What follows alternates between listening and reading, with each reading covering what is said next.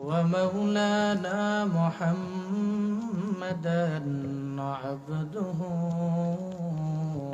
ورسوله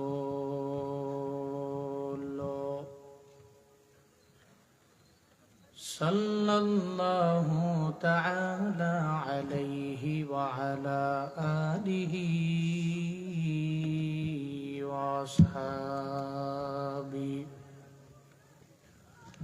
وأصحابه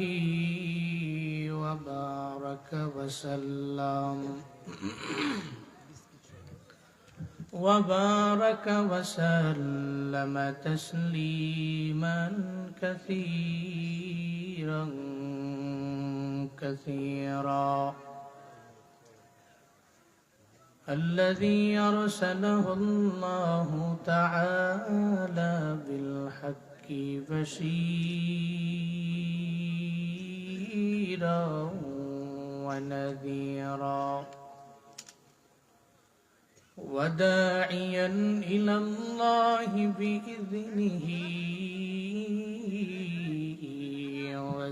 وسراجا منيرا اللهم صل على محمد النبي الأمي وعلى آله وسلم تسليما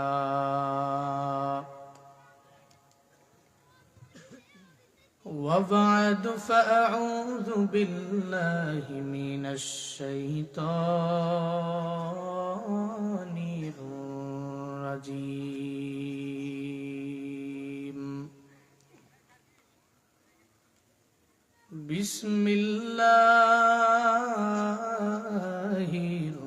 الرحمن الرحيم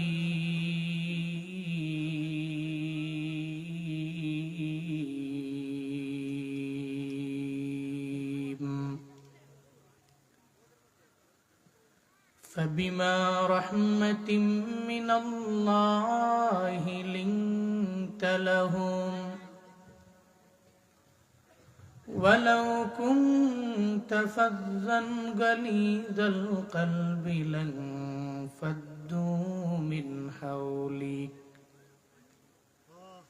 فاعف عنهم واستغفر لهم وشاورهم في الأمر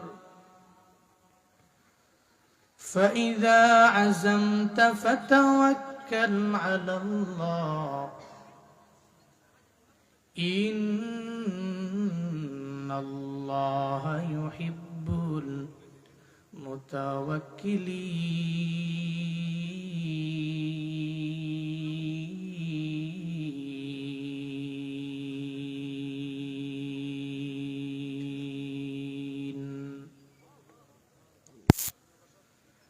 وقال النبي صلى الله عليه وآله وسلم من أطاعني دخل الجنة. صدق الله مولانا العظيم وصدق رسوله النبي الكريم ونحن على ذلك لمن الشاهدين والشاكرين والذاكرين والحمد لله رب العالمين.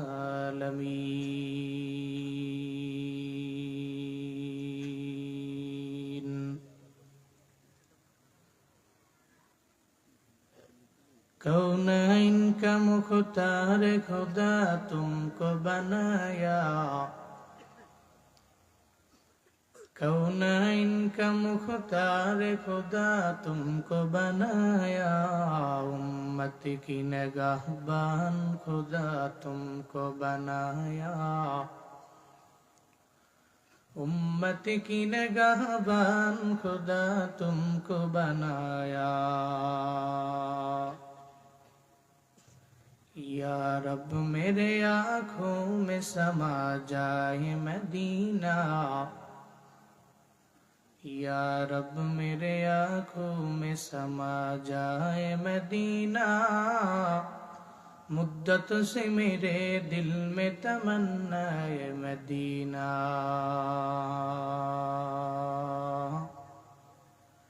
मुद्दत से मेरे दिल में तमन्ना है मदीना।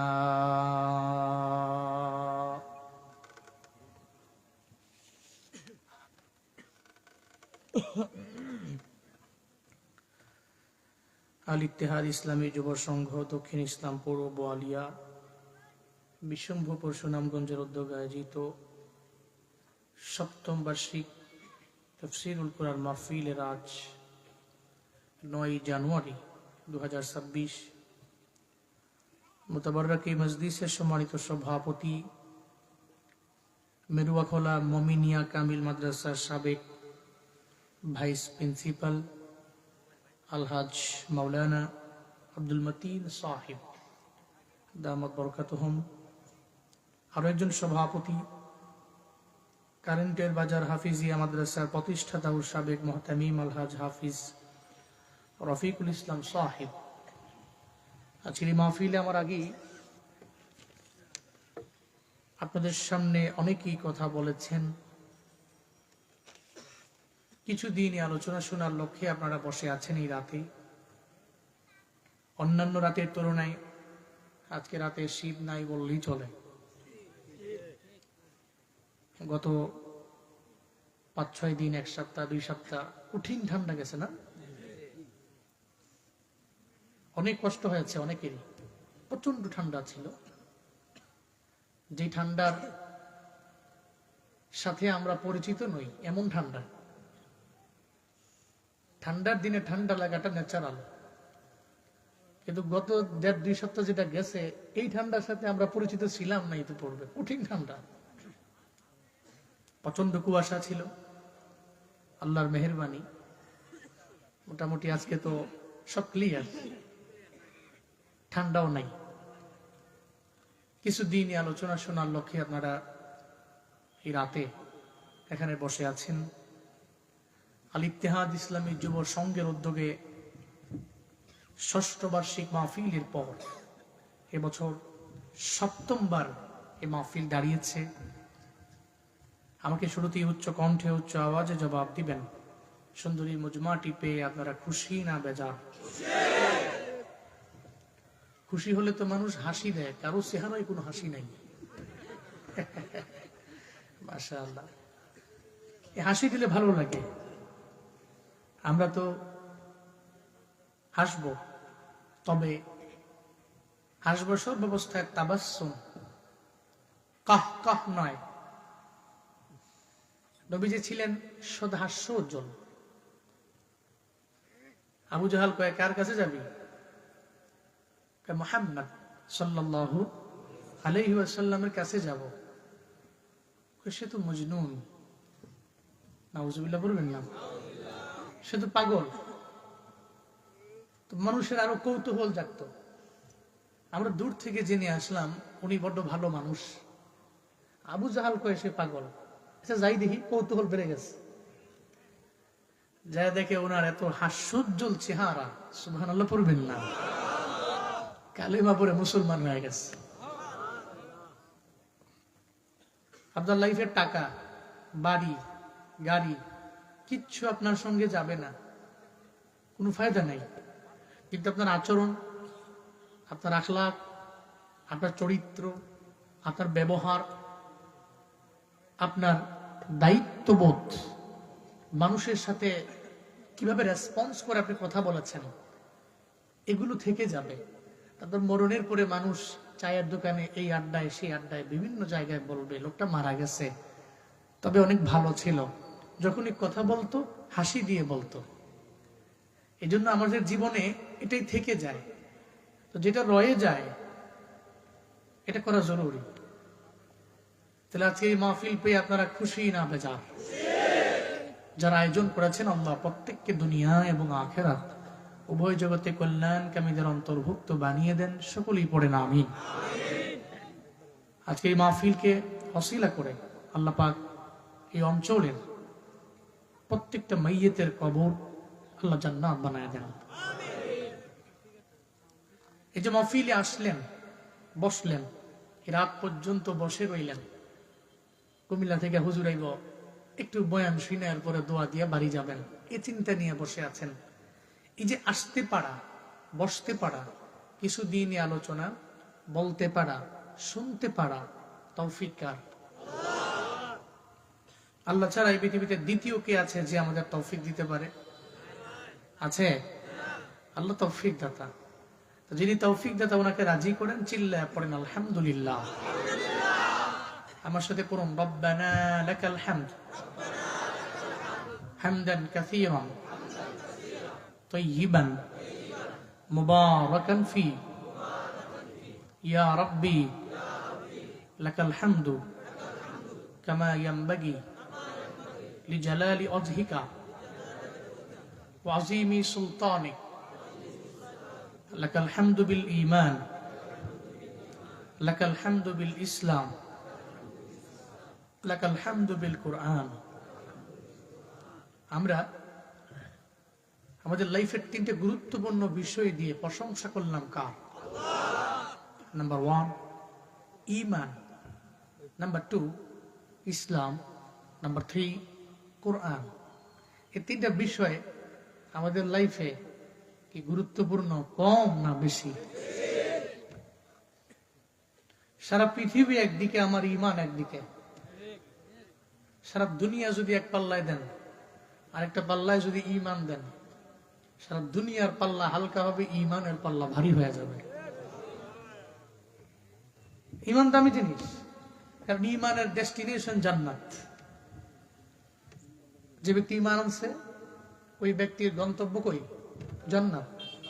তো এর চাইতে সফল এই পৃথিবীতে সেকেন্ড নাম্বার কি হতে পারে? যে মানুষটা ঈমানের কারণে জান্নাতি মানুষ। হযরত বিলালের ঈমানটাকে আপনি একটা পাল্লায় দেন, আরেকটা পাল্লায় সারা দুনিয়ার সমস্ত অর্থ সম্পদ দেন, হযরত বিলাল রাদিয়াল্লাহু আনহুর ঈমানের পাল্লা ভারী হয়ে যাবে। কারণ এই ঈমান বড় দামি। কারণ এই ঈমান বান্দাকে জান্নাত পর্যন্ত নিয়ে যায়। ঈমান হচ্ছে এনআইডি কার্ডের pin number, NID card number, ATM কার্ডের পিন নাম্বার। ইসলাম হচ্ছে সে কার্ড। ইসলাম কি? সে কার্ড, এটিএম কার্ড, এটার পিন নাম্বার কালিমা, ঈমান।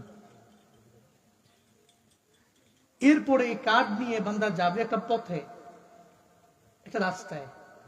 ওই রাস্তাটা ফারিকুন ফিল জান্নাহ ইহদিনাস সিরাতাল মুস্তাকিমের পথ। এই পথে গিয়ে যেখানে থামবে, কিরে কই যাবি? ওই সিলেট থেকে, সুনামগঞ্জ থেকে বাসে উঠছি, গন্তব্য কই? কয় ঢাকা।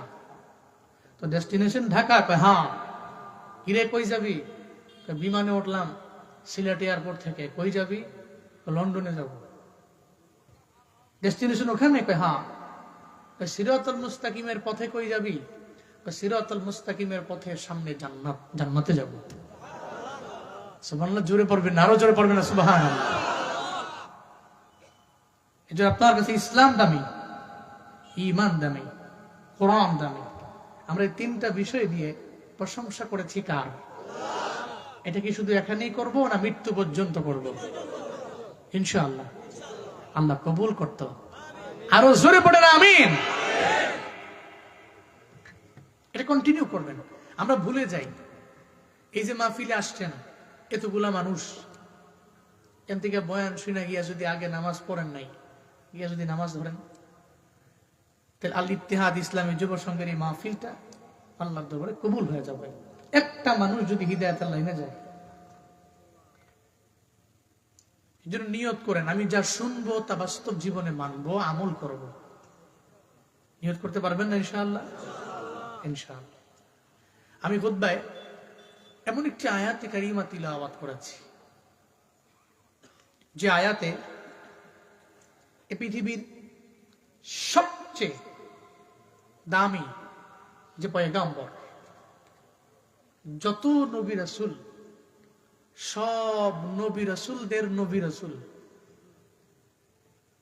যিনি সাইয়্যিদুল আম্বিয়া, ইমামুল মুরসালিন, আল্লাহ ওনার গুণের ব্যাপারে বলেছেন, সিফাত, ওনার গুণ, আল্লাহ ওনাকে কেমন করে তৈরি করেছেন। উনি যেমন লিডার ছিলেন, উনি যেমন পয়গাম্বর ছিলেন, এক এক জায়গায় ওনার এক এক সিফাত।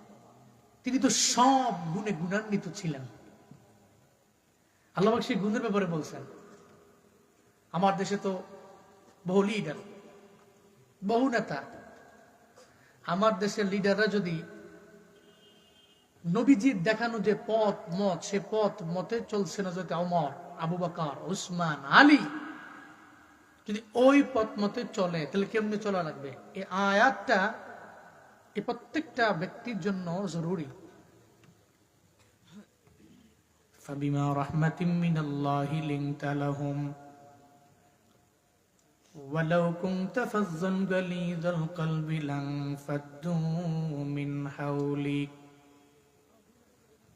فاعف عنهم واستغفر لهم وشاورهم في الأمر فإذا عزمت فتوكل على الله إن الله يحب المتوكلين।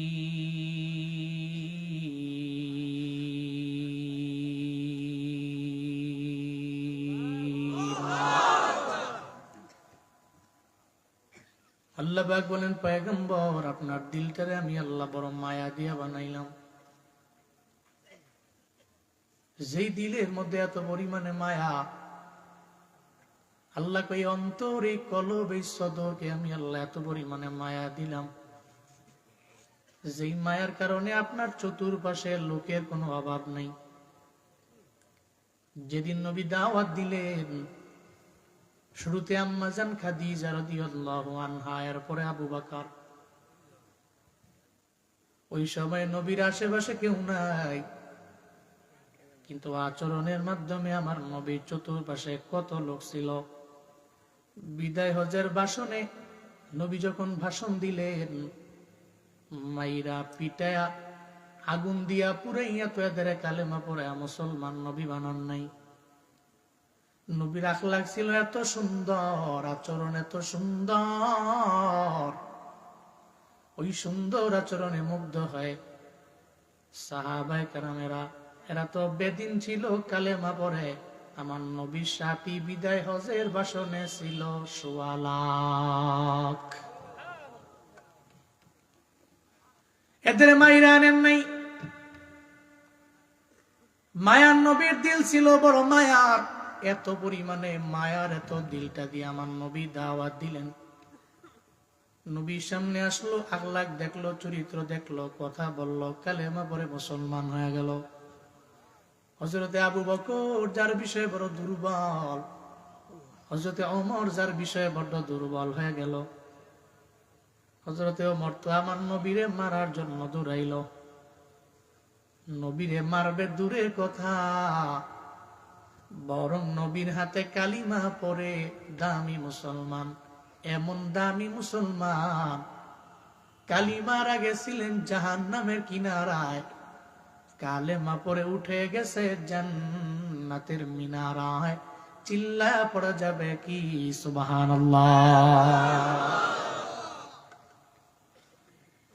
কালিমার আগে যে ওমর ছিলেন জাহান্নামের কিনারায়, নবী সামনে গিয়ে কালিমা পড়লেন, নিজে এত পরিমাণে দামি হয়ে গেলেন, উঠে গেলেন জান্নাতের মিনারায়।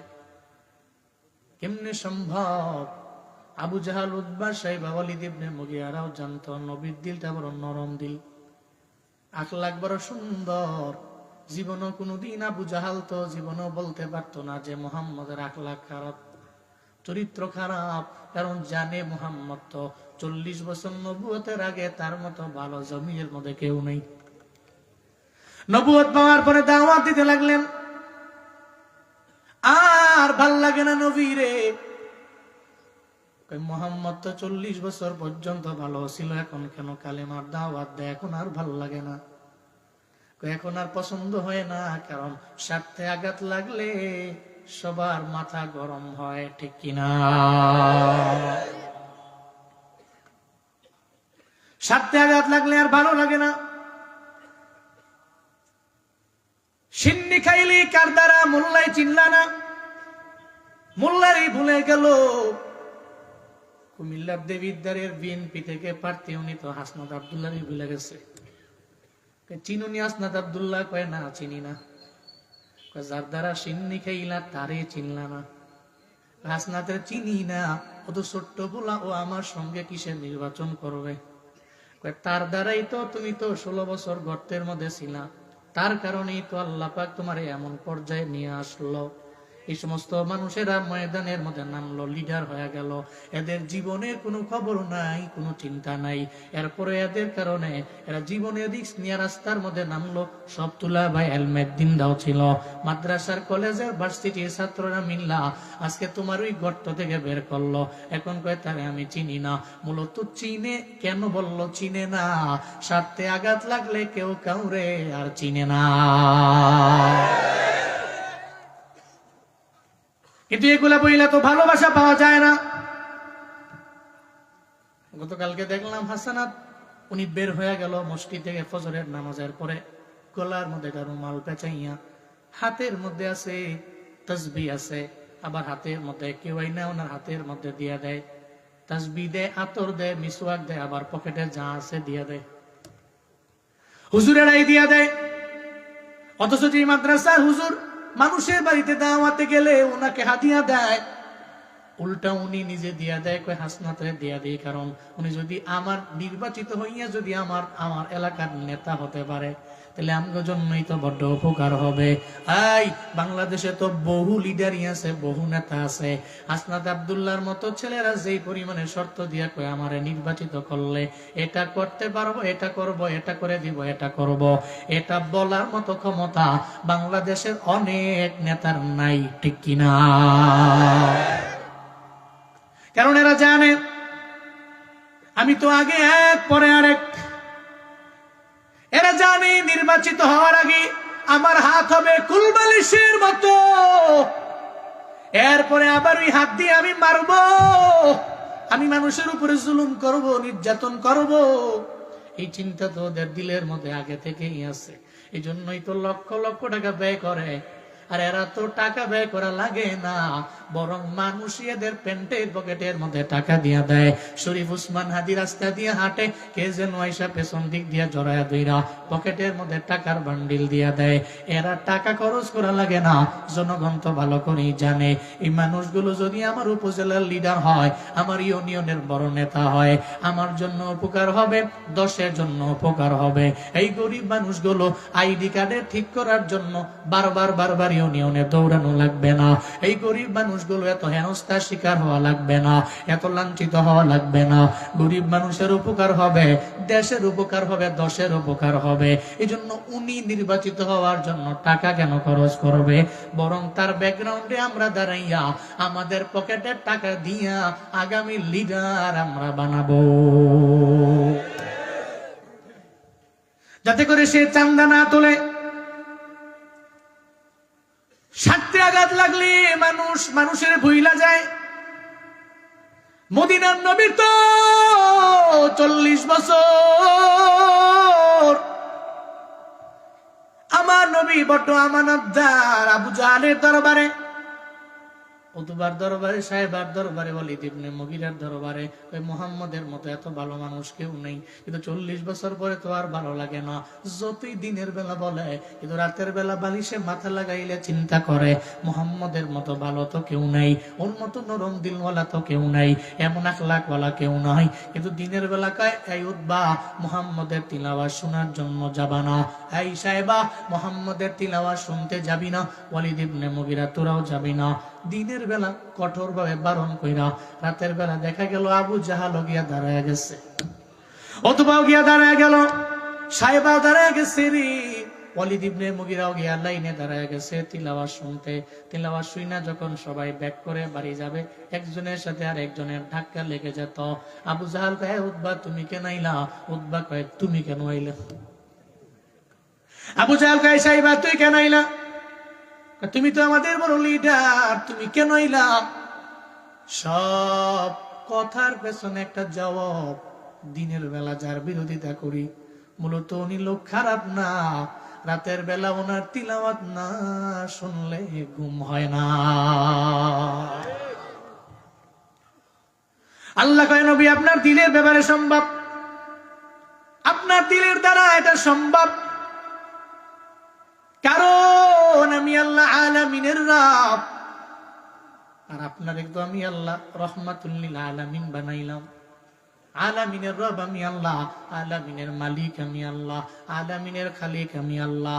আমি আল্লাহ যত জগৎ আছে সব জগতের রব আমি, আর আলামিনের জন্য রহমত করুণা দয়া বানাইলাম আপনারে। আমার নবী রহমাতুল লিল আলামিন, আল্লাহ হচ্ছে রব্বুল আলামিন। আই আমার নবী রহমাতুল লিল আলামিন কেন? আল্লাহ পাক আমার নবীরে বললেন দয়া, আল্লাহ বলেন নাই আলামিনের জন্য দয়াবান, আল্লাহ বলেন নাই আলামিনের জন্য মায়াবান, আল্লাহ বলেন নাই আমার নবী আলামিনের জন্য কল্যাণ কামি, এটা বলেন নাই। আল্লাহ নবীরে বললেন আপনি আলামিন আর জগতের জন্য দয়া, আপনি আলামিনের জন্য মায়া। আই আমরা তো সমাজের মধ্যে যে ব্যক্তি একটু দয়া দেখায় তারে বলি আমরা দয়ালু, আর যদি মাত্রা বেড়ে যায়, দয়া করতে করতে করতে করতে ওই বান্দা মাত্রাতিরিক্ত দয়া করেন, তাহলে তার ব্যাপারে আমরা বলি তার পুরা দিলটাই তো দয়া, তার পুরা বডিটাই তো, তার সত্তাটাই তো দয়া দিয়ে ভরা। তার বডিটাই দয়া, তার বডিটাই মায়া, তার পুরা দেহটার মধ্যে মায়ার কোনো শেষ নাই। আল্লাহ পাক বলে, নবী আমার আপনি তো উম্মতের জন্য দয়ালু না, আপনি আপনার উম্মতের জন্য আমি আল্লাহ আপনার আলামিনের জন্য দয়ালু বানাই নাই, মায়াবান বানাই নাই। আমি আলামিনের জন্য আপনার দয়া বানাইলাম, আলামিনের জন্য করুণা বানাইলাম, আলামিনের জন্য মায়া বানাইলাম। এই মায়ার কারণে আপনার চতুর্পাশে লোকের কোনো অভাব নাই। যদি আপনার আচরণ রূঢ় হয়ে যেত, যদি আপনার আচরণ হইতো খারাপ আচরণ, তাহলে আপনার আশেপাশে আপনি কাউরে পাইতেন না। নবীর আচরণের কারণে এই জন্যই তো বেদিনেরা দলে দলে নবীর সামনে আইসা কালিমা পরে মুসলমান হয়ে যায়। কয়েকদিন হয়ে গেছে নবীর করে খানা নাই। হযরত ফাতেমা আমার নবীর কন্যা, হাসান হুসাইন সাইয়্যিদা শাবাবি আহলিল জান্নাহ, আমার নবীর কত পরিমাণে আদরের নাতি। যেই সময় আমার নবীর দরবারে যেতেন ওই সময় নবী আদর করে, নবী খেজুর দেয়, খাবার দেয়। কোন সময় পেটের মধ্যে ক্ষুধা লাগলে মায়ে কয়া দেয়, যাও নানার দরবারে যাও। এমন নানা পাইছো রে, ওই নানার দরবারে গেলে জীবনও কোনোদিন তোমারে ফিরাইয়া দিবে না। হাসান হুসাইন একদিন দৌড়াইয়া চলে গেলেন আমার নবীর দরবারে, যায় কয়, ও নানা পেটের মধ্যে খাবার নাই, ক্ষুধা লাগলো, এই জন্য আপনার দরবারে আসলাম। নবী কয়, আমার তো পেটে খাবার নাই, ক্ষুধার যন্ত্রণায় আমি অত বসে রইলাম, এখন নাতি করে আমি কেমনে দিব। চিন্তায় পড়ে গেলেন আমার নবী। একটা পর্যায়ে চিন্তা করলেন, আমি এ জায়গায় এখানে থাকবো না, একটু কাজ করে এদের জন্য আমার খাবারের ব্যবস্থা করা লাগবে। দৌড়ে চলে গেলেন আমার নবী, চিন্তা করলেন ইহুদির বাড়িতে কাজ করব, কাজ করে এরপরে আমি আসবো এদের জন্য কিছু উপঢৌকন নিয়া, যাজা নিয়া, প্রতিদান নিয়া, পুরস্কার নিয়া আমি এদের দরবারে কাজ কইরা আমার নাতিদের জন্য আমি আনবো। এই চিন্তা নিয়ে আমার নবী সঙ্গে সঙ্গে বের হয়ে গেলেন, আর বলল, হাসান হুসাইন দাঁড়াও, তোমাদের নানা তোমাদের ফিরাইয়া দিবে না, তোমাদের নানা তোমাদের জন্য খাবারের ব্যবস্থা করে দিবে, তোমরা দাঁড়াও, আমি নানায় যাব, খাবার যা লাগবে তোমাদের জন্য আমি এনে দিব। কিন্তু আমরা তো নবীর উম্মত, দেখবেন একটু ঝামেলায় পড়লে ভিক্ষার জুড়ি নিয়া রাস্তার মধ্যে নাইমা যায়। কাজ করতে পারলে, কাজ করতে পারে চাইলে, কিন্তু কাজ করতে চায় না। যদি কেউ বলে অন্যের বাড়িতে একটু কাজ করলে তো আপনারা ডে বাই ডে দিন মজুরের মতো বেতন দিবে, বেতন তো নিবার চায় না, কাজও করবার চায় না। দেখবেন এমন অনেক ভিখারি আছে, হুদাই উনি কোনো খিদাও নাই, পেটের মধ্যে অভাবেও নাই, স্বভাবের ভিখারি আছে না? না, স্বভাবের ভিখারি।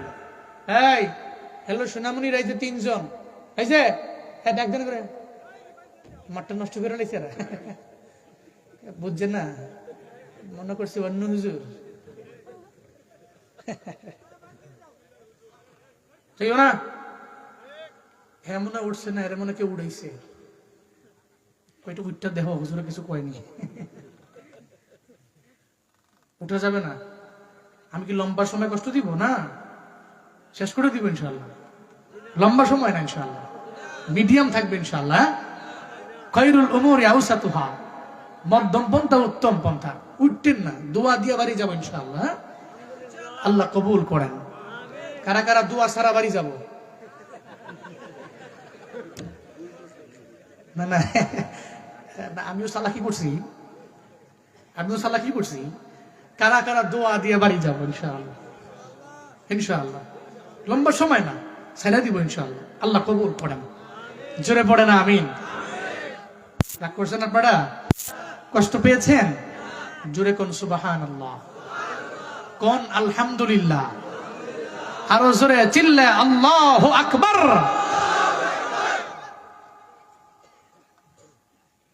তো নবীজি তো চাইলে পারতেন আল্লাহর দরবারে বলি, আবু বকরের দরবারে বলি, ওমরের দরবারে বলি, উসমান দরবারে বলি, বললে দিয়ে দিবে, কিন্তু নবীটা বলেন নাই। আল্লাহ পাক নবীরে তো বলছিলেন, নবী আপনার সামনে কি কয় উহুদ পাহাড়, পুরা পাহাড়টারে আমি গোল্ডের পাহাড় বানায় দিব যদি একবার বলেন। স্বর্ণের পাহাড় বানাবো যদি বলেন তাহলে বানায় দিব। আমার নবী কয় লাগবে না, এক বেলা পাবো তো নিজের শাকির বানাবো, আর এক বেলা পাবো না তো নিজের সাবির বানাবো। আল্লাহ নবী রওনা, হাসান হুসাইন তোমরা দাঁড়াও, তোমাদের জন্য খাবারের জন্য আমি যাই। নবীজি চলে গেলেন ইহুদির দরওয়াজার সামনে গিয়ে আমার মায়ার নবী দাঁড়ানো। ইহুদি রেখো, ইহুদি বাড়িতে আসুনি। ইহুদি যখন বাড়ি থেকে বের হয়ে দরজার মধ্যে আসে, তাকায়া দেখে একটা পূর্ণিমার চাঁদ দরওয়াজার সামনে দাঁড়ায় আছে। কারণ আমার মায়ার নবীর চেহারা মুবারক এত সুন্দর। আমার মায়ার নবী দাঁড়ায় রইলেন। ইহুদি দেখে এটা পূর্ণিমার চাঁদ বাড়ির দরওয়াজার সামনে দাঁড়ানো। কে তুমি, কি পরিচয়, কি জন্য আমার বাড়ির মধ্যে আইলা বলো। আমার নবী নিজের পরিচয় দিলেন না। ইহুদি রে, বাড়ির মধ্যে আমি তোমার বাড়িতে কাজ করবার আইছি, যদি কোনো কাজ থাকে আমার দাও, আমি কাজ করে তোমার বাড়ি থেকে আমি চলে যাব। ইহুদির দরবারে এটা বলার পরে ইহুদি কয়, তুমি মনে হয় এমনিতে মজা করার জন্য আমার কাছে আইলা, তোমার যে চেহারা জীবনও কোনোদিন তোমার দ্বারা তো আমার বাড়িতে কাজ করাও মানায় না। এত সুন্দর মানুষ, আবার মনে হয় কোনো ভালো বংশের ছেলে তুমি হবা, তোমার দ্বারা তো আমার বাড়িতে কাজ জীবনও কোনোদিন সাজবে না। মজা করবার জন্য কি আমার দরবারে আইছো? আমার মায়ার নবী কয়, ইহুদি রে না না, মজা করবার জন্য আমি তোমার বাড়ির মধ্যে আসি নাই, বাড়ির মধ্যে কাজ আসিনি, তুমি আমায় দাও, বাড়ির মধ্যে কাজ থাকলে আমি কাজ কইরা আমি চলে যাব। ইহুদির দরবারে বারবার আবদার করলো। একটা পর্যায়ে ইহুদি কয়, হ্যাঁ কাজ আছে। কয় কি কাজ? কয় আমার খেজুরের গাছের মধ্যে তুমি পানি দিতে পারবা কিনা? কয় পারবো। কয় এক বালতি কইরা পানি ফেলাইবা, কূপ থেকে পানি আইনা পানি দিবা, তো এইটাই হবে তোমার কাজের বিনিময়ে তোমার কি লাগবে আমায় বলো। আমার নবী জানাইয়া দিল কি লাগবে বলবো। কহা এক বালতি পানি তুমি উঠাইবা। কি তোমার লাগবে? নবী বললেন, আমারে 3টা খেজুর দিবা। এক বালতি পানি উঠা বোতলে 3টা খেজুর দিয়া দিবা। এমন করে যতবার বালতি দিয়া পানি উঠে দিব, এর বিনিময়ে তুমি আমারে খেজুর দিয়া দিবা। কমিটমেন্টে রাজি হয়ে গেল। এরপরে আমার মায়ের নবীর হাতের মধ্যে বালতি দিয়া দিল। কয় ধরেন, এই বালতিটা দিয়া তুমি কাজ কইরা, বালতি দিয়া পানি উঠাইয়া, যত বালতি উঠাইবা ততটা বুঝা খেজুর আমার দরবার থেকে তুমি নিয়ে যাইবা। আমার মায়ের নবী বালতি দিয়া কূপের বরাবর গেলেন। কূপের বরাবর যা বালতি ফালাইলেন, বালতি ফালাইয়া বালতি দিয়া পানি উঠাইতে লাগলেন। এক বালতি উঠাইলেন, 2 বালতি উঠাইলেন, 3 বালতি উঠাইলেন। উঠাইতে উঠাইতে যখন 8 বালতি উঠানো, আমার মায়ের নবীর পানি উঠানো শেষ হয়ে গেল। এবার 9 নাম্বার বালতিটা যখন ফালাইল, আমার মাওলার কুদরত, ওই বালতি সিরা কূপের মধ্যে পড়ে গেছে। এবার তো ইহুদির মাথা গরম। ইহুদি আইসা দেখে আমার নবী একা দাঁড়াইয়া, ওদিকে নবীর হাতে রশি আছে কিন্তু বালতি নাই, বালতি তো কূপের মধ্যে পড়ে গেছে। এই জনৈক ব্যক্তি, তুমি আমার ক্ষতি করার জন্যই তো আমার বাড়ির মধ্যে তুমি আইলা, তুমি বালতিটা কেন ফালাইলা? বালতি তো আমি ফালাই নাই, বরং বালতি সিরা পড়ে গেছে। না তুমি ফালাইলা? কয় না। নবী কয় না, আমি তোমার ক্ষতি করার জন্য আসি নাই রে, আমি তো বালতি ফালানোর জন্য আসি নাই, বরং কাজের জন্য আইলাম। কিন্তু মনে হয় রশিতে ঝামেলা ছিল, বালতিটা সিরা কূপের মধ্যে পড়ে গেল, আমি ইচ্ছা করে ফালাই নাই। কয় না তুমি ইচ্ছা করেই ফালাইছ, তোমার চেহারা দেখলেই মনে হয় তুমি কোনো কাজের লোক না, বরং তুমি তো কোনো সম্ভ্রান্ত পরিবারের লোক হবা।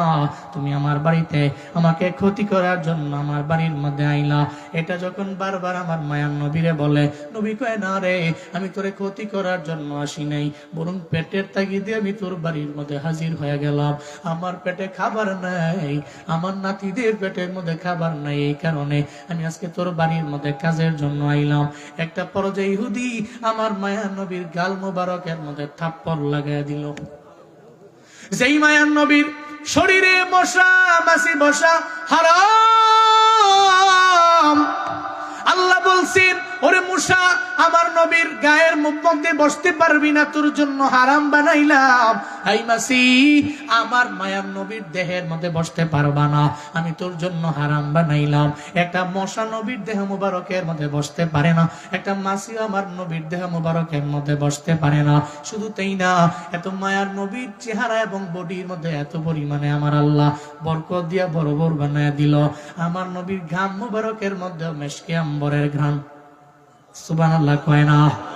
এত দামি আমার নবীর চেহারার মুবারকের মধ্যে জোরে ধাম করে একটা থাপ্পড় মেরা দিল। আমার নবী জবাব দেয়, ফাবিমা রাহমাতিম মিনাল্লাহি লিনতা লাহুম। কেমন দিল আল্লাহ পয়গম্বর। থাপ্পড় খাওয়ার পরে আমার নবী জানায় দেয়, ইহুদি রে, তুমি যে আমার থাপ্পড় মারলা, ও ইহুদি রে, কয়দিন হয়ে গেল আমার পেটে খাবার নাই, আমার চেহারাও খাবারের অভাবে শুকিয়ে গেছে রে, আমার গালের গোশতগুলো শুকাইয়া আমার গালের হাড্ডিগুলো বাইসা গেছে অলরেডি। তুমি যে জোরে জোরে জোরে থাপ্পড় মারলা, আমি তো মনে করি তোমার হাতের মধ্যে মনে হয় ব্যথা লাগছে। নবীজি নিজে মারে না, উল্টা জানায় দেয়, ইহুদি রে, তুমি হাতের মধ্যে ব্যথা পাইছো নি, আমারে জানাও, চিল্লা পড়া যাবে কি মারহাবা। তুমি হাতের মধ্যে ব্যথা পাইছো নি, আমারে জানাও। কেমন আখলাকওয়ালা, কেমন দিলওয়ালা আমার পয়গম্বর। নবীজি বলতে লাগলেন, ইহুদি রে, আমি তো না খাওয়া রে, কতদিন হয়ে গেছে আমি খাই নাই, আমার গালের গোশতগুলো শুকাইয়া হাড্ডি বের হয়ে গেছে, তুমি তো আমারে মানলা, হাতের মধ্যে ব্যথা পাইছো নি, আমারে বলো না, আমারে মাফ করে দিও, ব্যথা পাইলে আমারে মাফ করে দিও। আমরা হইলে কি বলতাম, ওই সিনু না আমারে 14 গোষ্ঠী লইয়া আর টিট ফর টেট দিছো, সিনটা দিব আমরা খামটা। ঠিক কিনা বলেন? টিট ফর টেট নিয়ে আগায় ওই পাড়ায় গেছে, যুবকেরা খেলার জন্য গেছি, পাড়ার মধ্যে যাওয়ার পরে কে জানি খালি একটা ভিস্কি মারছে, এটা লাভ দিয়ে উঠছে। এই পাড়ায় এটা নক নক দিছে, আরে ওই পাড়ায় যাওয়াতে তুমি পাড়ার বড়াই করে আমার এরকম করলা, তুমি চিনছো না আমারে? আমার গ্রুপটা কত বড় জানো তুমি? খালি একটা ফোন দিব আমি 40টা বাইকে পারবো, তুমি চিনছো না আমারে? তুমি সিমটা দিছো না, তোমার খামটা দিব। একটা গালি দিছে, হে সহ্যটা দিয়েছে, হে মনে মনে চিন্তা করতেছে, আরে সুবহানাল্লাহ, কি কাম করছি আমি, হে আমার সিমটা দিছে, আমি ঘুষি দিয়ে লইছি। তুমি ফাঁস করছো, তুমি তো মনে করছো তুমি ফাঁস করে নিছো, করা। নবীজি শিক্ষা দিয়েছেন, আহসিন ইলা মান আসা ইলাই, তোমার সাথে যে খারাপ আচরণ করেছে তুমি তার সাথে ভালো আচরণ করো। দেখা যাবে তুমি যেই মেজাজ নিয়ে অগ্রগামী হচ্ছ, তার তো শ্বেতবিয়ত নাই, তার সে স্বভাব নেই, কিন্তু তোমার আচরণ দেখে ওই ব্যক্তিটা তোমার স্বভাবকে গ্রহণ করবে, তোমার মেজাজ সে গ্রহণ করবে, তোমার তবিয়তে সে চলে আসবে, তোমার চরিত্রে সে চলে আসবে। প্রত্যেকটা লিডারের এমন হওয়া উচিত, প্রত্যেকটা নেতার এমন হওয়া উচিত। কিন্তু আমার দেশের নেতাগিরি তো রাজনীতি তো মারামারি, কাটাকাটি, যে যারে বেশি মারতে পারে, যে যত বেশি দুর্নীতি করতে পারে, হেই আমার দেশে বড় লিডার, বড় নেতা। আর বেশিরভাগ ক্ষেত্রে বকলম নেতা, নিজের নাম নিজে লিখতে পারে না, এর সমাজের লিড দেয়। ঠিক কিনা বলেন? নিজের নাম নিজে লিখতে পারে না, এর সমাজে বড় লিডার। কিচ্ছু বুঝে না, কোনো স্কুলে বারান্দায় গেছে না, মাদ্রাসার বারান্দায় গেছে না, এর নেতা নামার অবস্থা খারাপ। কেন? টাকার পাওয়ার। কিসের পাওয়ার? মূর্খরা গর্বে সমাজ, উঠে যাবে ইলিমলা। মূর্খরা গর্বে সমাজ, উঠে যাবে ইলিমলা। আসছে কিয়ামত, রুখতে মুসিবত, হাঁকছে আজান বেলাল। আসবে মহাকাল, রুখতে হবে দাজ্জাল। আসবে মহাকাল, রুখতে হবে দাজ্জাল। যার এক হাতে থাকবে জান্নাত, এক হাতে থাকবে জাহান্নাম। মানুষকে বলবে ডেকে ডেকে, আমি তো তোমাদের খোদা মহান। যার দিলে থাকবে ঈমান, হবে না তো সে বেঈমান। ঠিক কিনা? যার দিলে থাকবে ঈমান, হবে না তো সে বেঈমান। মুমিন বলবে ডেকে ঈমান নিয়ে বুকে, নিশ্চিত তুই দাজ্জাল। আসবে মহাকাল, রুখতে হবে দাজ্জাল। আসবে মহাকাল, রুখতে হবে দাজ্জাল। চিল্লে মারহাবা। আল্লাহ ওই সমস্ত ঈমান আমাদের নসিব করেন। জোরে পড়েন আমিন। অক্রিমার রুজুল মাখাফাতা শাররি, নবীজি বলছেন, বালা এবং মুসিবতের অপেক্ষা করো তখন যখন ব্যক্তিকে সম্মান করা হবে তার ভয় থেকে বাঁচার লক্ষ্যে। সে কোনো ক্ষতি করে ফেলবে, এই ক্ষতির আশঙ্কা থেকে বাঁচার লক্ষ্যে এ ব্যক্তিকে সম্মান করা হবে। আল্লাহ আমাদের সবাইকে সঠিক বুঝদান করেন। আরো জোরে পড়েন আমিন। রাগ করতেছেন আপনারা? কোন সুবহানাল্লাহ। এরকম মাঝে মাঝে না কইলে আপনি ফের ঘুমাই যাবেন কেমন? জোরে কোন আলহামদুলিল্লাহ। আরো জোরে চিল্লে আল্লাহু আকবার। নবীজি বললেন, আমি তো না খাওয়া, আমারে চোর মারছো, হাতে ব্যথা পাইছো না, আমারে বলো। ইহুদি অবাক হয়ে গেল। জীবনও কোনোদিন নেটার সাধারণ কোন লোক হতে পারে না। আমি তার গালের মধ্যে মারলাম, অন্য কেউ হলে উল্টে আমারে মেরে দিত, কিন্তু কেমন জানি হয়ে গেল, এই মানুষটা কেমন জানি, আমি তো তারে চিনলাম না, কিন্তু তার গালের মধ্যে থাপ্পড় লাগাইয়া দিলাম। আবার মায়ার নবী দেরি করেন নাই, নবী বললেন, রে ইহুদি, আমার নাতিদের পেটে বড় ক্ষুধা, আমার নাতিদের জন্য তুমি দিয়া দাও। আমি তো 8 বালতি পানি উঠাইলাম রে, 8 বালতি পানির বিনিময়ে, 8 বালতি পানি ওঠানোর বিনিময়ে আমারে খেজুর দিয়া দাও। 3 আটা 24টা। ইহুদির দরবার থেকে 24টা খেজুর লইয়া আমার মায়ার নবী রওনা। এই সুনামগঞ্জের বিশম্বপুরের মুসলমানেরা আমায় বলেন না, কারেন্টের বাজারের মুসলমানেরা আমায় বলেন না রে বাপ, এই যে আমার মায়ার নবীর গাল মুবারকের মধ্যে থাপ্পড় লাগাইল, নবীও যে রওনা হয়ে গেল, আমার আল্লাহ জানে কি জানে না? আল্লাহ কয়, জিবরাইল আমার নবীর দরবারে চলো, আমার নবীর দরবারে গিয়া জানাও নবী কই যায়, যাতে করে আমার মায়ার নবী বালতিটা উঠাইয়া এরপরে বাড়ির মধ্যে যায়। জিবরাইল পাঠায়া দিলেন। জিবরাইল আমার নবীর দরবারে আয়েশা সালাম দিলেন, আসসালাতু ওয়াসসালামু আলাইকা ইয়া রাসূলুল্লাহ। ও পয়গম্বর কই যান? আমার মায়ার নবী কয়, জিবরাইলে ইহুদির বাড়ির মধ্যে গেলাম, ওখানে যাইয়া আমি বালতি দিয়ে পানি উঠাইলাম, বালতি সিরা কূপের মধ্যে পড়ে গেল, তিন করে খেজুর উঠাইলাম, আমি তো পানি উঠাইলাম 3-24টা খেজুর লয়ে এখন আমি বাড়ির দিকে রওনা। এটা বলতে দেরি জিবরাইল কয়, তাহলে বালতি যে ফালে দিয়ে আইলেন ওই বালতি কে উঠাইবে? আমি তো উঠাইতে পারবো না, আমার হাতে এমন কোন যন্ত্র নাই। ওদিকে হাসানও কান্দে, হুসাইন কান্দে, খাবার বই না, আমার আর দেরি করাইও না, আমি দৌড়ে চলে যাব নাতিদের দরবারে। হযরতে জিবরাইল কয়, ও পয়গম্বর না না, আমার আল্লাহ তো চায় না সারা জীবন লাগাইয়া ওই ইহুদি আপনার পরিচয় শোনার পরে আপনার নাম ধইরা গালি দিবে, আপনার ধর্মের নাম বইলা গালি দিবে, আপনাকে গালিগালাজ করবে। আমার আল্লাহ তো জীবনও কোনোদিন এটা চাইবে না গো পয়গম্বর। আপনি ওখানে যাবেন, বালতিটা উঠাইয়া ইহুদির হাতের মধ্যে হ্যান্ড ওভার করে এরপরে চলে যাবেন। আবার মায়ের নবী কয়, কোনো তো অস্ত্র নাই, কি দিয়ে উঠাবো, কোনো মাধ্যম নাই। হযরতে জিবরাইল কয়, লাগবে না, আমার সঙ্গে চলেন। আমার নবীর এরিয়া রওনা, কূপের বরাবর গেলেন। হযরতে জিবরাইল নবীর সঙ্গে দাঁড়াইয়া এবার জিবরাইল কয়, নবীজি দেখেন বালতি কত নিচে, হাতে কিছু আসেনি? কয় নাই। নবী কয়, তাহলে কেমনে ওঠামো? বলো না রে জিবরাইল, আমার তো ওঠানোর মতো কোনো মাধ্যম নাই, কিছু নেই, কেমনে পারবো, কেমনে উঠাবো? অথচ জিবরাইল কয়, কিছু লাগবে না, মনে রাখবেন জমিনের যা আছে সব তো নবী আপনারই অনুগত। সুবহানাল্লাহ, জোরে কয় না। হযরত জিবরাইল কয়, নবীজি দুনিয়ার সব তো আপনার জন্য আল্লাহ পাক অনুগত বানাইছেন, আপনার জন্য এত অনুগত বানাইছেন, এই বালতি উঠানোর জন্য তো আপনার হাতে দড়ি লাগবে না, কোনো কিছু লাগবে না, কোনো মাধ্যম লাগবে না, কিছু লাগবে না।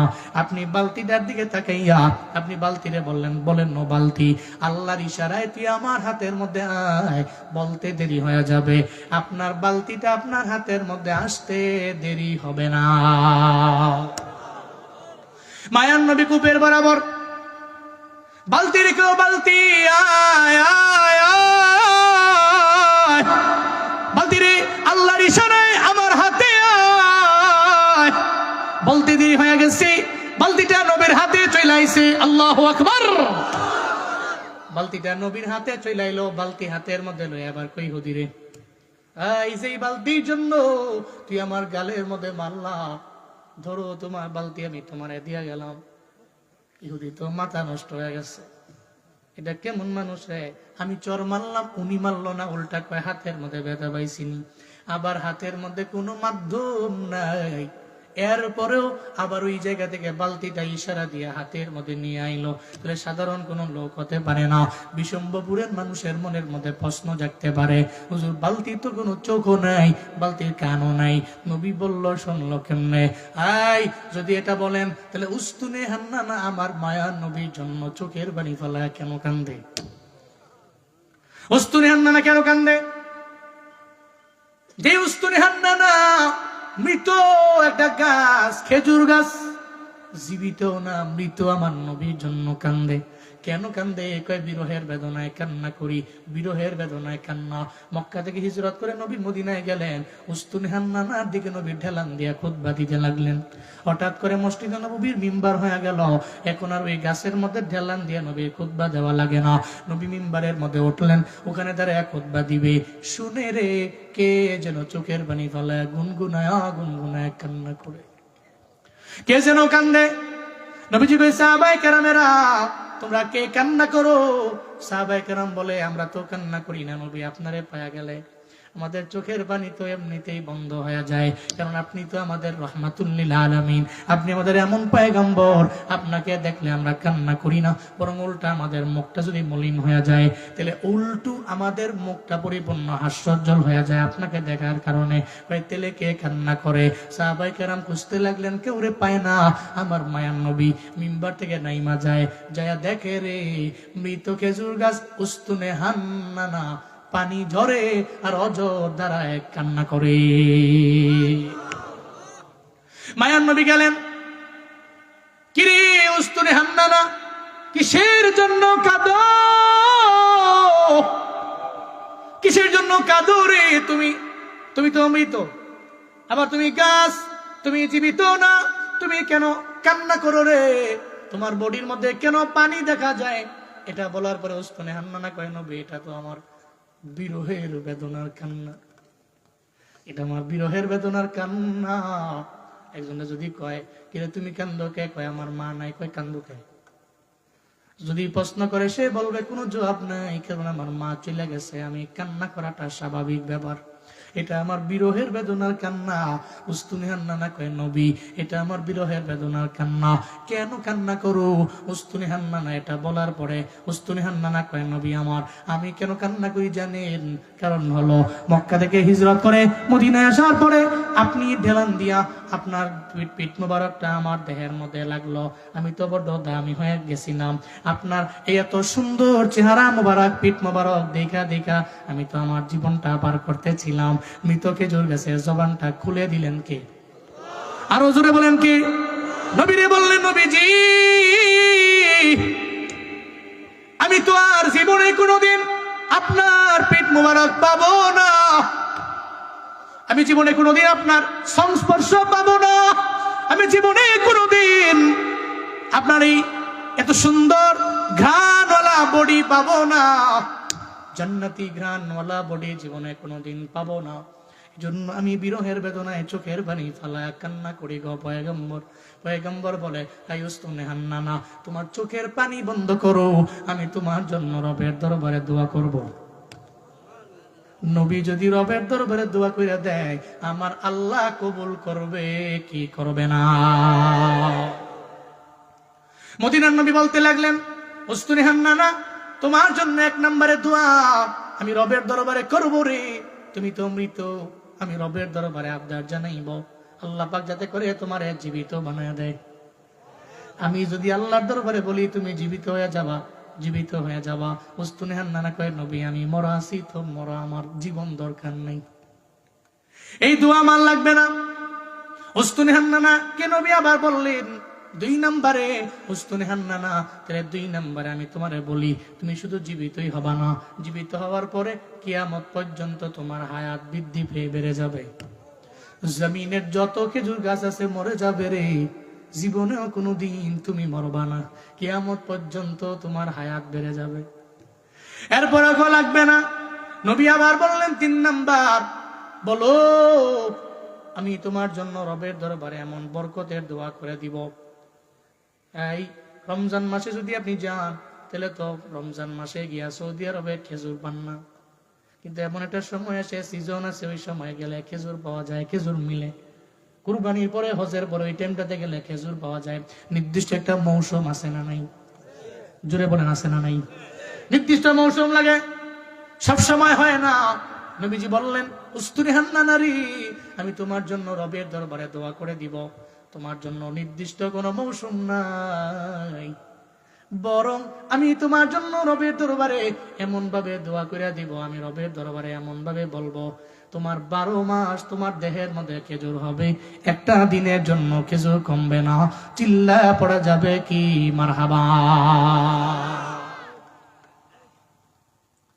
উস্তুনি হান্নানা বলে এটাও লাগবে না। নবীজি আর পরে আবার দোয়া করলেন, সারা দুনিয়ার মানুষ যদি তোমার দরবারে আসে আর তোমার দেহ থেকে যদি খেজুর নিয়ে খায়, সারা দুনিয়ার মানুষ খেজুর নিয়ে খায় পেট ভরে গেল, আল্লাহ পাক তোমার গাছের মধ্যে এমন বরকত বাড়ায়া দিবে, তোমার দেহে এমন বরকত বাড়ায়া দিবে। অন্য খেজুর গাছে খেজুর নিয়ে গেলে কমে যায়, একটা পর্যায়ে শেষ হয়ে যায়। 12 মাস তোমার খেজুর থাকবে, সবাই মিল্লা খাইলেও কমবে না, কমতি হবে না, যেমন ছিল তেমনই হয়ে যাবে। সুবহানাল্লাহ, জোরে কয় না? উস্তুনি হান্নানা কয়, নবী আমার এই 4 দোয়ার এক দোয়াও লাগবে না। আমি জীবিত আবার চাই না। আর দুনিয়া ফানিয়া ওয়াল আখিরাতু তো বাকিয়া, দুনিয়া তো ধ্বংস হয়ে যাবে, আখিরাত এমন একটা জায়গা ওটা বাকি থাকবে। আমি জমিনের মধ্যে যতদিন থাকবো, নবী আপনিও তো ইন্তেকাল করে জমিন থেকে বিদায় নিয়ে চলে যাবেন। ওই সময় তো আমি আপনারে আর পাবো না। এই জমিনের মধ্যে আপনারে না পাইলে আমার থাইকা লাভ নাই। যদি আপনার চেহারা মুবারক দেখতে না পাই, তাহলে আমার থাইকা লাভ নাই। তাহলে তুমি কি চাও? উস্তুনে হান্নানা, তুমি আমারে জানায় দাও। আমার মায়ান নবী বলার পরে উস্তুনে হান্নানা কয়, পয়গম্বর আমার, আপনি আমার জন্য রবের দরবারে এই দোয়াটা করে দেন। হাসরের ময়দান যেদিন কায়েম হয়ে যাবে, আল্লাহ পাক যেদিন আপনারে জান্নাতের মধ্যে ঢুকাইবে, যেই জান্নাতের মধ্যে আপনি যাবেন, আল্লাহ পাক যাতে করে আমারে ওই জান্নাতে আপনার সঙ্গে একটু জায়গা করে দেয়। সুবহানাল্লাহ। আরো জোরে কয় না? আরো জোরে চিল্লে আল্লাহু আকবার। জামিন লাগবে না, দুনিয়াতে লাগবে না কিচ্ছু। আমার আখিরাতে যে জান্নাতে আপনি যাবেন, ওই জান্নাতে একটু জায়গা যাতে আল্লাহ পাক আমারে দেয়। কারণ আখিরাত বাকিয়া, জান্নাতে গেলে খালিদিনা ফিহা, অনন্তকাল। কিন্তু জমিনে আপনি আছেন, কয়দিন থাকবেন গ্যারান্টি আছে? আছে। কিন্তু আপনি যে মরবেন, এতে কোনো সন্দেহ আছে? থাকতে পারবেন কয়দিন পৃথিবীর কোন ব্যক্তি জানে? জানে না। তো চলে যাওয়া লাগবে। আপনি এটা জানছেন, কুল্লু নাফসিন যায়িকাতুল মাউত, ম্যান ইজ মর্টাল। চিরন্তন সত্যবাণী, মানুষ মরণশীল, মরতেই হবে। টুডে অর টুমরো, আজ অথবা কাল আপনি মরবেন, কনফার্ম। তাই জমিনে তো থাকতে পারবেন না, কিন্তু জান্নাতে গিয়া যে আপনি কতদিন থাকবেন এর নির্দিষ্ট কোনো সীমারেখা আছে? নাই। উস্তুনে হান্নানা কয়, নবী আমার জমিন দিয়ে কি হবে? এটা তো সবাই চলে যাবে। কুল্লু মান আলাইহা ফান ওয়া ইয়াবকা ওয়াজহু রাব্বিক যুল জালালি ওয়াল ইকরাম। সব তো ফানা ফানা হয়ে যাবে, বাকি থাকবে কে? শুধু বাকি থাকবে কে? তাহলে এই জমিন দরকার নাই। আমার আখিরাতে জান্নাতে আপনি থাকবেন, আমি অনন্তকাল আপনার চেহারা মোবারক দেখব, ওই জান্নাতে আমি থাকব। নবীজি দোয়া করলেন মৃত খেজুর গাছের জন্য। নবীর সাথে যে জান্নাতে নবী থাকবেন, উস্তুনে হান্নানাও ওই জান্নাতের মধ্যেই থাকবে। সুবহানাল্লাহ। পেছনের লোকেরা মনে মনে কয় আমি কইতাম না, আমগরে পিছনে বইছো কে? পিছনের লোকেরা কি সুবহানাল্লাহ কয়নি নাকি?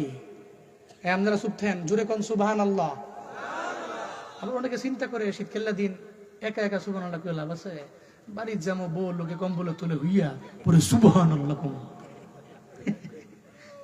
না বউ ফাগল দেখা যায় কি? বউ ফাগল নাকি?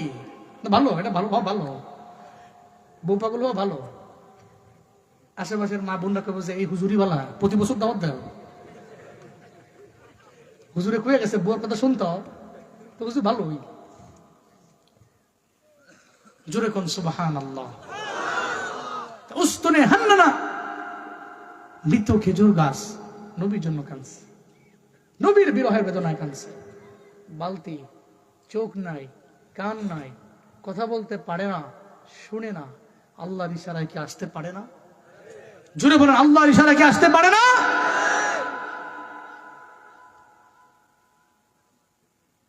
উস্তুনে হান্নানা।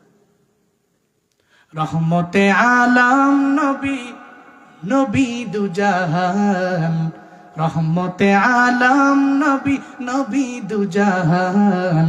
সাহাবীরা আতর বানায় ওই নবীজির ঘাম। বলেন সাহাবীরা আতর বানায় ওই নবীজির ঘাম।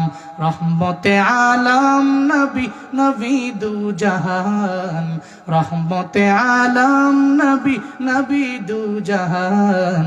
সাহাবীরা আতর বানায় ওই নবীজির ঘাম। বলেন সাহাবীরা আতর বানায়। হায় হায় চিনো জানো মানো কেমন আমার নবীজি, যাহার পাগল চন্দ্র সূর্য তারকারাজি, যাহার পাগল চন্দ্র সূর্য তারকারাজি। বাবা আরো শুনবানি সুন্দর কাহিনী, আরো শুনবানি সুন্দর কাহিনী। জান্নাতের ওই রুমে রুমে লেখা নবীর নাম, জান্নাতের ওই রুমে রুমে লেখা নবীর নাম, বলেন রহমতে আলম নবী, নবী দু জাহান, রহমতে আলম নবী, নবী দু জাহান। সাহাবীরা আতর বানায় ওই নবীজির ঘাম, বলেন না সাহাবীরা আতর বানায়, কন্যা সাহাবীরা আতর বানায় ওই নবীজির ঘাম। উস্তুনে হান্নানা একটা খেজুর গাছের নাম, যাকে ধরে খুতবা দিতেন রাসূলে আকরাম, যাকে ধরে খুতবা দিতেন রাসূলে আকরাম। গাছটা নবীর বিরহে কাঁদিতে রহে, নবীর বিরহে গাছ কাঁদিতে রহে। হতবাক হইলেন যত সাহাবায়ে কেরাম, বলেন রহমতে আলম নবী, নবী দু জাহান, রহমতে আলম নবী, নবী দু জাহান। সাহাবীরা আতর বানায় ওই নবীজির ঘাম, বলেন সাহাবীরা আতর বানায় ওই নবীজির ঘাম, বলেন সাহাবীরা আতর বানায়। আল্লাহ নবীর দিলের মতো, নবীর দিলটা যেমন দরদওয়ালা ছিল, আমার দেশের ইন ফিউচারের লিডারদের দিলটা তুমি এমন বানায় দিও, নবীর অনুসরণকারী এমন লিডার তুমি আমার দেশের ইন ফিউচারের লিডার তুমি দিও। চিল্লায় পড়ে না আমিন, আরো জোরে পড়ে না আমিন। বালতি উঠায় ইহুদির কাছে হ্যান্ড ওভার করে দিয়া নবী চলে গেলেন। ইহুদি তো মনে মনে চিন্তা করে, কামনা করলাম কি, এমন লোকের গালে থাপ্পড় মারলাম, উনি তো সাধারণ কোন লোক মনে হচ্ছে না, ওনার কাজে কর্মে, ওনার রেসপন্সে, ওনার কথাবার্তায়, ওনার রিপ্লে অবাক হচ্ছে উনি। ইহুদি কয় কাজটা ঠিক হয় নাই। মাঝে মাঝে আপনি গ্রামে হাঁটছেন, আপনি একজন আপনার গালি দিছে, আপনি গালি দেন নাই, উল্টা কইছেন ভাই গালি কেন দিলা, গালি দেন নাই, উল্টা কইছেন যে ভাই গালিটা কেন দিলা, নরম সুরে, আবার রাগের সুরেও না।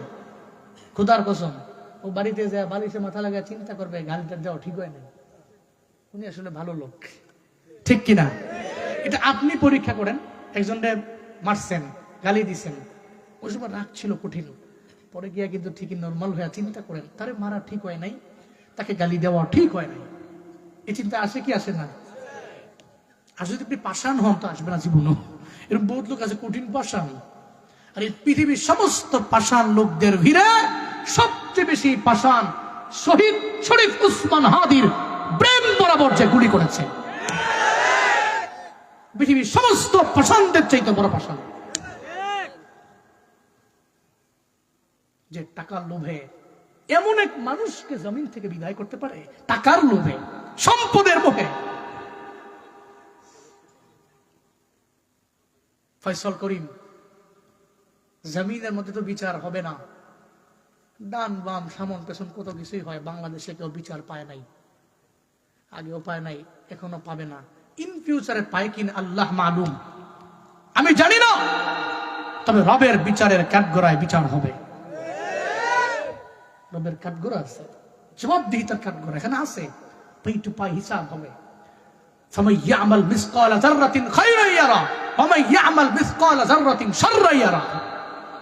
অণু থেকে অণু পরিমাণ, যাররা পরিমাণ তুমি অন্যায় করেছ, হিসাব আছে। আলাইসাল্লাহু বিআহকামিল হাকিমিন, উনি কি আহকামুল হাকিমিন নয়? আল্লাহ পাক প্রশ্ন করছেন, আমি কি নই? পৃথিবীর মানুষ তো অনেক কিছু করে। এই যে শহীদ শরীফ উসমান হাদির বিষয়ে আব্দুল্লাহ আল জাবের, এই যে প্রতিটা দিন, দিন নাই রাত নাই, এত শ্রম দিচ্ছেন, এতবার বলতেছে, আপনাদের চোখে কোনো বিচার ধরা পড়ছে? একদিন পরে পরে একটা কয়, হ্যাঁ একদিন পরে পরে একটা কয়, তারে নারে বন্ধুর হিসাব, সিটারি বাটপারি। আমার দেশের লিডারদের প্রত্যেকটা চেয়ারের সাথে মনে মিশে গেছে, এটা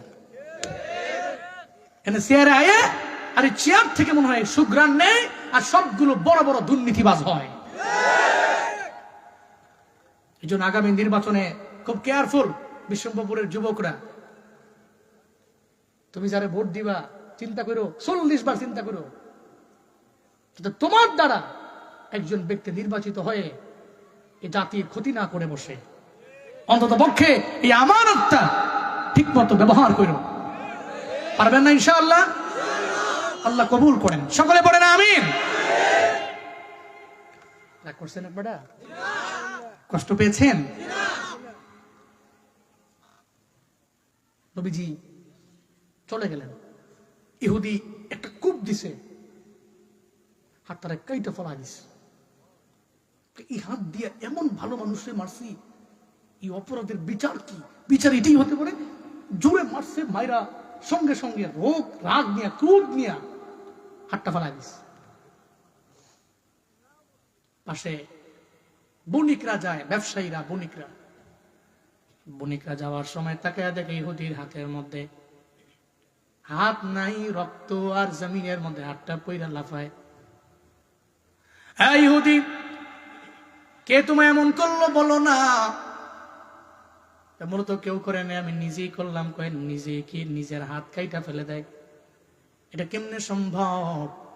একটা মানুষ আমার বাড়িতে আসছিল, সব বিষয়ে বর্ণনা দেওয়ার পরে বণিকেরা আর বুঝতে বাকি নাই, এটা জমিনের অন্য কেউ না, এটা আল্লাহর প্রেরিত পয়গম্বর মুহাম্মাদুর রাসূলুল্লাহ।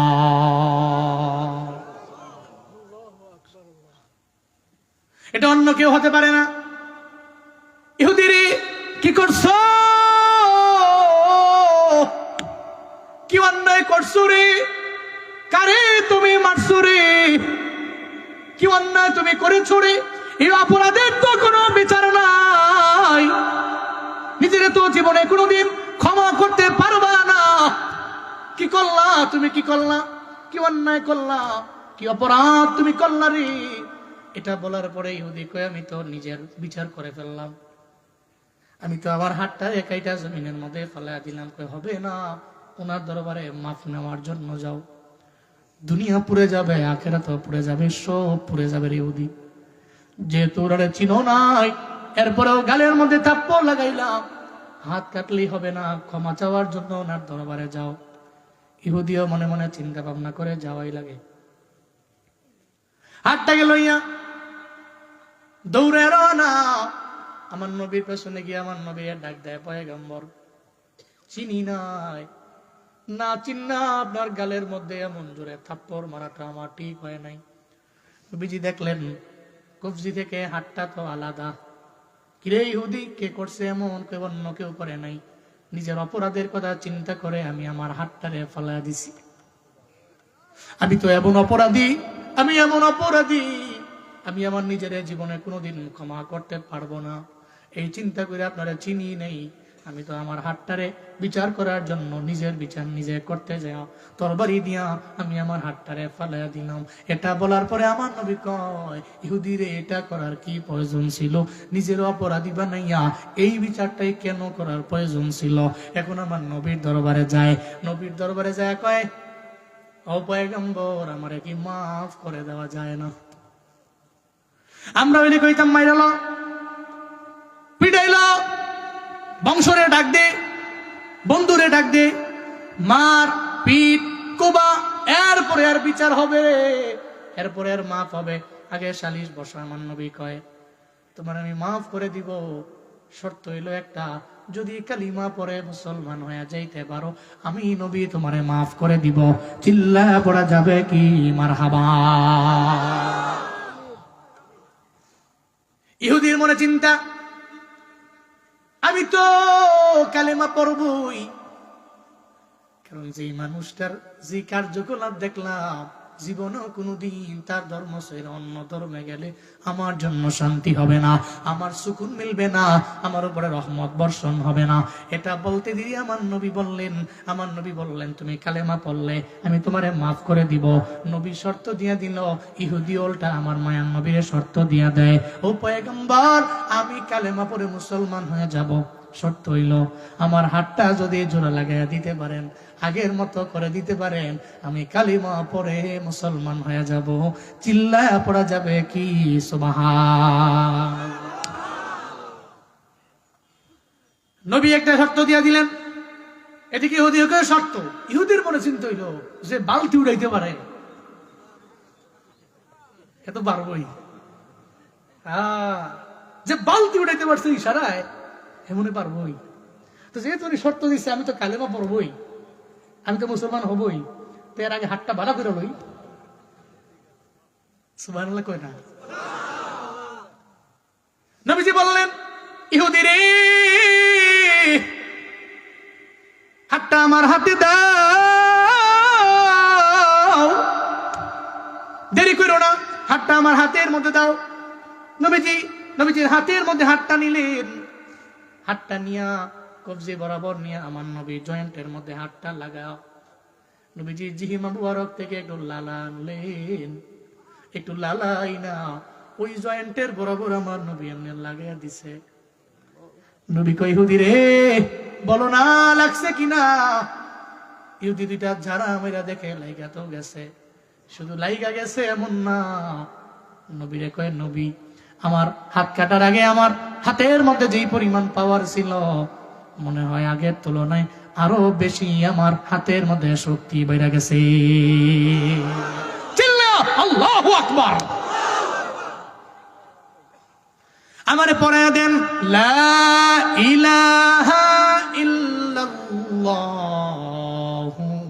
মুহাম্মাদুর রাসূলুল্লাহ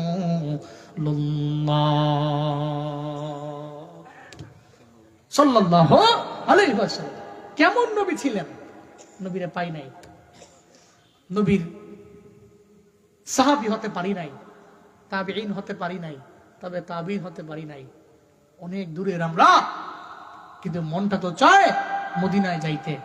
আল্লাহ জীবনে একবার হলেও মদিনায় যাওয়ার তৌফিক দান করেন। আরো জোরে পড়েন আমিন। আল্লাহ বিশ্বম্ভরপুরের কারেন্টের বাজারের পাশের এই মানুষগুলো রাত পর্যন্ত বসে রইল মওলা। দক্ষিণ ইসলামপুর ও বোয়ালিয়া এই সমস্ত অঞ্চলের এই মানুষগুলো, আল্লাহ তুমি এদের গরিব, কিন্তু মদিনায় যাইবার চাইতো, দিলে তো আছে, তুমি নিও। পড়েন আমিন।